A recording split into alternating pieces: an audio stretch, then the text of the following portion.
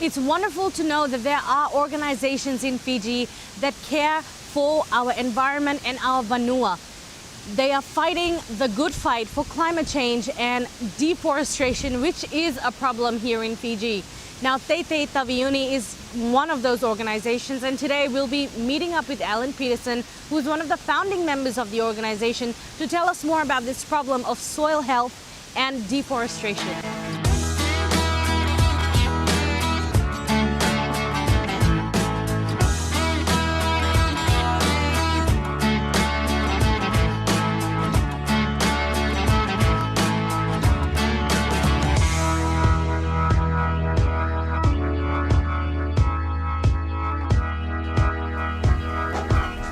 Oh, Frank. Frank, Bruna. This is Frank. He's one of our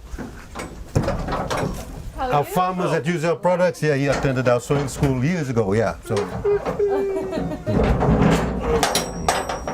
we're asking Alan to share with us what TeiTei Taveuni is about. Oh, yeah. as a farmer, you want the best products out of, you need good soil. Most farmers here in Taveuni have, the smaller farmers, 15 acres to 5 acres.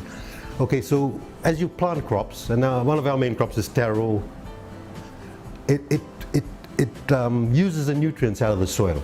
So you're actually mining nutrients out of your soil, and that taro is then sent to New Zealand or sent overseas. So the soil that we're actually using is actually the top half of the soil, which is full of organic matter, where all your nutrients and your life is in that top, say, 6 inches of the soil. And that takes millions of years to build up.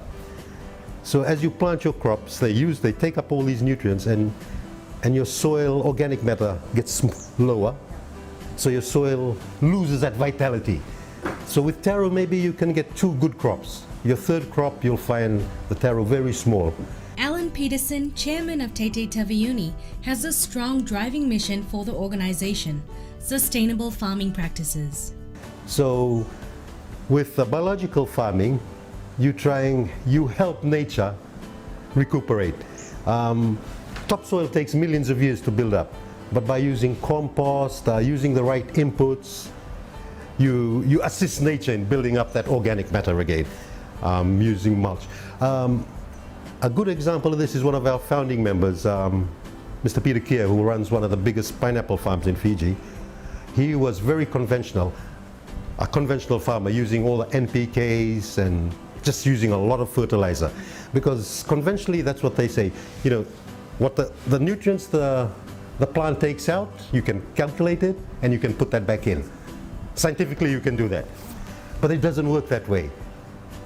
You need all the microorganisms. Soil is actually full of life, so you got to replicate what the soil does. You can't just get your chemicals and put them back. It doesn't work that way. Your soil still gets run down, so you need to regenerate the life of the soil. Yeah, so Peter, after joining TeiTei Taveuni, doing soil schools, learned all this, and he did a lot of his own research, and he started putting it into practice in his farm in Vunivasa. And over the years he's built up his soil, and areas of land which he couldn't even use before, he's now back into production. He's put back into production by regenerating the soil. So it's real. You can do it, but you got to plan it. You got to put the time and money into it. It's something that just doesn't happen. Yeah. So as farmers, you got to stop looking at that quick dollar and look at the long term. Because you need good soil to get good agricultural products. Yeah. Some examples of biological farming are cover crops. Let's look at some of the many benefits of these wonder crops. Cover crops, sometimes called green manures, are often used to help repair soil that has been depleted or eroded. They prevent erosion by helping to stabilize the soil, prevent runoff, and both binding the soil together and improving its structure. The foliage of the cover crop helps to prevent compaction of the soil by protecting it from rain, erosion, and in some cases, livestock. Organic matter. Organic matter helps stimulate microorganism activity, gives nutrients to the soil, improves the structure, and helps with moisture retention. Combining cover crops and compost is one of the most efficient ways to maintain soil quality throughout the year. Suppress weeds. Cover crops are sometimes referred to as living mulches, one of the reasons being their ability to suppress weeds.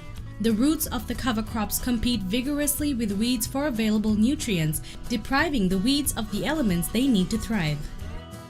Moisture. Besides preventing runoff by limiting the erosion of the topsoil, the crops do this in two ways. Firstly, simply by providing a cover for the soil, they protect it from evaporation by the sun and the wind. Secondly, many cover crops send down deep roots which can bring up moisture from lower down in the soil profile. Nutrients. Cover crops add valuable nutrients such as nitrogen, an essential element that all plants need. Species in the legume family of plants have a special ability to fix nitrogen in the soil. They have nodules on their roots that provide a habitat for certain nitrogen-fixing bacteria. The nitrogen is released into the soil and becomes available for other plants to use. So if you are planting a food crop in succession after the cover crop, it will have a good nutrient load with which to get started. Less work. Given all the nutrients cover crops provide to the soil, there is no need for composting or mulching. This makes cover crops a good option when looking to improve the quality of soil in a large area. And by suppressing weeds, it reduces the need to sheet mulch an area. Produce. It's not only the soil that benefits from the presence of a cover crop. It may add something to your kitchen as well. Certain species of cover crops can provide an edible harvest. Legumes such as peas and beans perform both functions, while mustard plants and daikon are also suitable cover crops that you can eat. Biodiversity, such as attracting insects. By planting cover crops rather than leaving bare earth, you will bring more species of insect to your site. Some insects will predate on others and so prevent populations booming, which may impact upon your crop yield. Attracting insects also increases the number of pollinators on your site, helping propagate your garden plants. The increased organic matter and nutrients in the soil also feeds beneficial microbes that can keep fungal and bacterial infections in check and limit the number of nematodes, microscopic organisms that feed on plants' roots and stems, and which can carry viruses that they transmit to the plants. Coming up after this, Peter and Lillian Ekblom, who are living by example and inspiring others to do the same.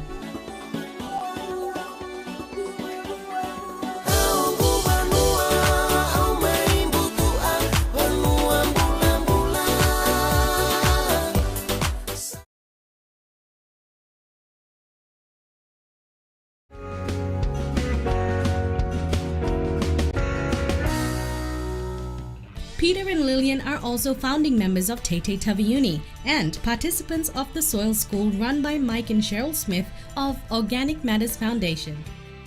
Using cheap fertilizers and a lack of understanding about soil health was what caused their land to be unusable. Networking with other farmers made them realize that theirs was not an isolated case. Peter and Lillian attribute their success to taking part in the Soil School, incorporating the fallow period from growing mucuna beans as a cover crop, and a whole lot of research. The couple dedicated time to reading hundreds of books regarding soil health to better understand what they needed to do to turn their soil luck around. Declining soil fertility is a sign of unsustainable production methods. So we have then, through TeiTei Taveuni and through the Soil Health Project and whatnot, worked with finding more sustainable ways of growing it. Part of it is agricultural lime, part of it is, in our case, we are using a lot of rock phosphate. We're using as many there's different kind of fertilizers. There's certified organic fertilizers as we are selling it in TeiTei Taveuni. We're using some of them like the rock phosphate and the phosphor. And then there's transitional fertilizers where you go from run-down soil and work towards organics, which is, for example, the NPK fertilizer that we have down there. So we use those ones. And less nitrogen than we did before. And we get much better results. As we had declining fruit sizes, And after we changed the system and incorporated fallow periods where we are growing mucuna beans, which is legume, which is revitalizing the soil, then we have been able to turn it around so that we actually get more production out of it with more what you could call soil friendly or whatever input. Yeah. And it's all a matter of looking. I think sustainability, you can cook it down so that you have to look at the land as a living entity, Yes. and you have to mineralize the land so that you use the minerals. Fertilizers is minerals, so you use the minerals that the land is actually needing. You have to not only replacing what the crop takes up, which is the old conventional system. You have to look at what does the land need to come up to a productive status, and it has something to do with the balance between some of the different minerals. Like, for example, here on Taveuni, many of our soils are very sticky because there's too much magnesium and too little calcium inside. So lime is good for two things. You get a more friable soil. It's not only a matter of pH, it's also when you add lime, you get a more friable soil with more air inside, which is more conducive to a living biological environment in the soil. And it's a number of different things that you have to do if you want to be sustainable. But then you can also keep growing the same land year after year after year. For example, we at one point from TeiTei Taveuni we went over to a cane farm. Yeah. And we tried to put a spade down and dig down in the soil, and we could come this much down, and then there was like a hard rocks. But it was not a rock, it was just that the soil was so compacted by growing again and again and again and again, and no lime. That's what lime, there was no lime put on. And lime actually is like a soil condition. It loosens up the soil. It adds calcium, which is in lime, which is important. Yeah. And the water can penetrate without getting face a hard rock and run off instead of going down. Right. Yeah. So It's also- lime is very important in agriculture. In this case with the sugarcane farmers, it's also because you plowing with your plow layer is only the top feet, Yeah. and that means just under the plowing layer, all the compaction with running with machines or whatever over the years built up, and that Yeah. means if you want to have give your land full capacity, then you have to go in and then subsoil it, also simply break the pan, because if not, then you get a hard pan a little bit further. It's a matter of minerals, it's a matter of sustaining life in the soil, and it's a matter of the right practices. Even on a small place like Taveuni, our quarter of the island is about 40,000 years older than the rest of the island, because it was not covered during the last volcanic eruptions. And that means you have completely different soil conditions in Wainikele than you have, for example, down south in Taveuni. So we send soil samples down from the different ones, and then because we can buy in bulk, then we could get them to do specific fertilizers for specific areas where we compensate for the lack of trace elements, which then is in the different places. Trace elements is a big thing. As a NPK, yes, that's what the plant need most. Yeah. But if the trace elements are not there, then the NPK doesn't work. Yeah. All the processes in the plants, just like in living persons, is enzyme driven, and all the enzymes are based on what you call cofactors, which involve trace elements. And that means if some of the trace elements are in short supply, then your enzymes can't work full time for plant growth, because you have to wait. Of course, it all happens very fast, but this part of the plant have to wait for this part of the plant to use, for example, the boron every time a plant cell multiplier. So if there's not enough boron, which there is in none of the soils in Fiji, then you slow down growth. Coming up after the break, Peter and Lillian tell us about how they successfully regenerated their unusable land to start producing this brand new virgin coconut oil. The TaveNiu VCO is the latest to hit our supermarket shelves despite the challenges it's faced.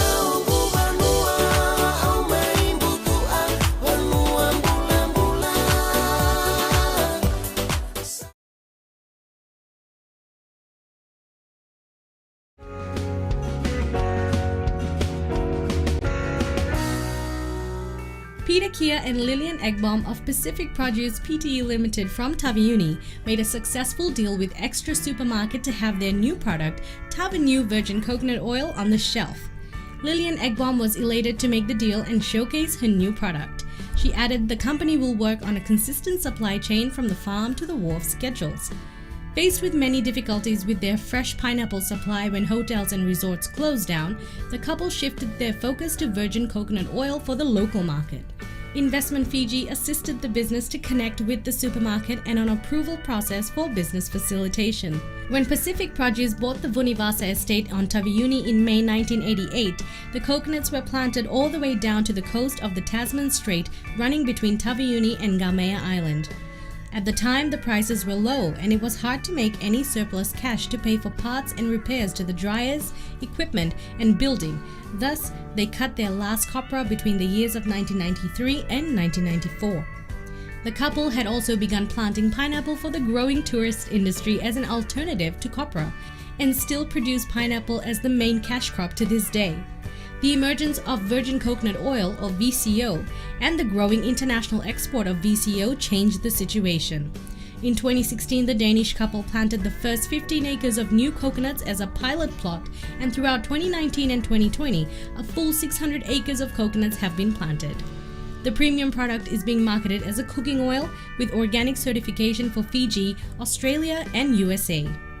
I think some of the success is also, for a farmer, is that we have to understand that many people say, if you can't be anything else, you can be farmer.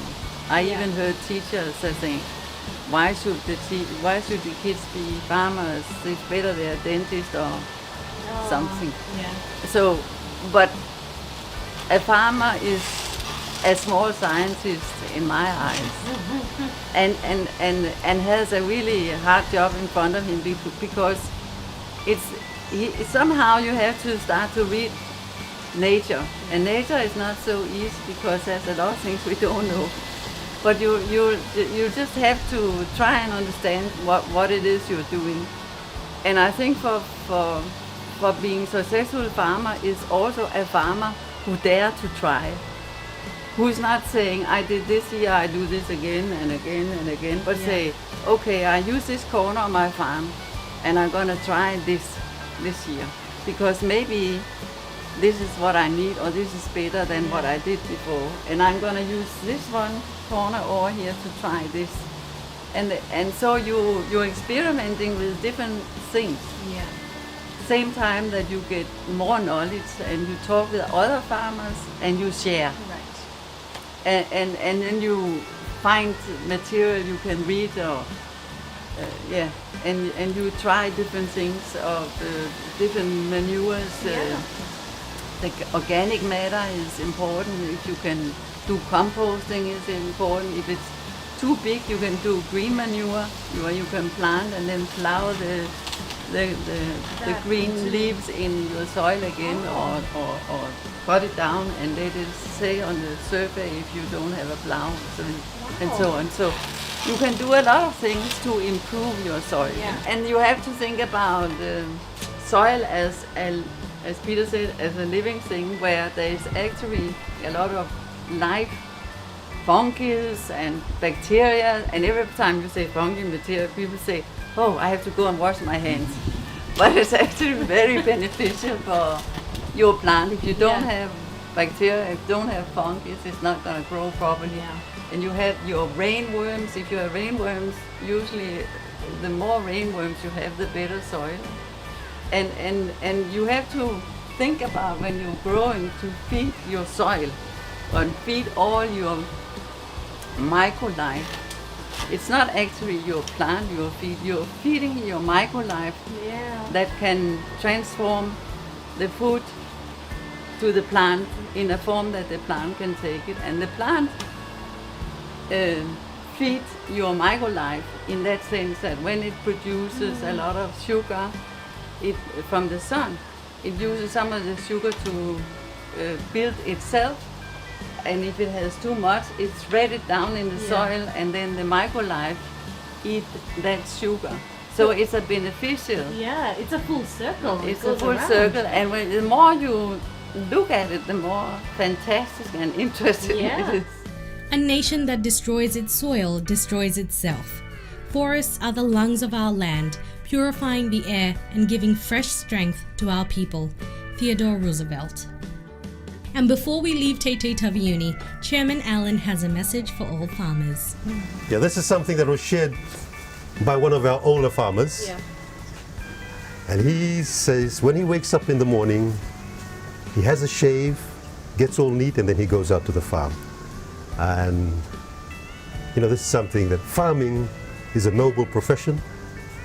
We should be proud of being farmers. So that is a message I want to share to the farmers of Fiji. Be proud of being a farmer, because if there's no farmers, there'll be no food. And a country without good farmers is nothing. Thank you. Unfortunately, that's all we have time for today. Next week, we start with our tour of Tutu Rural Training Center and meet Father Petero, the man behind its current success, a farm tour, and be part of their first ever workshop. All that and more on our next episode.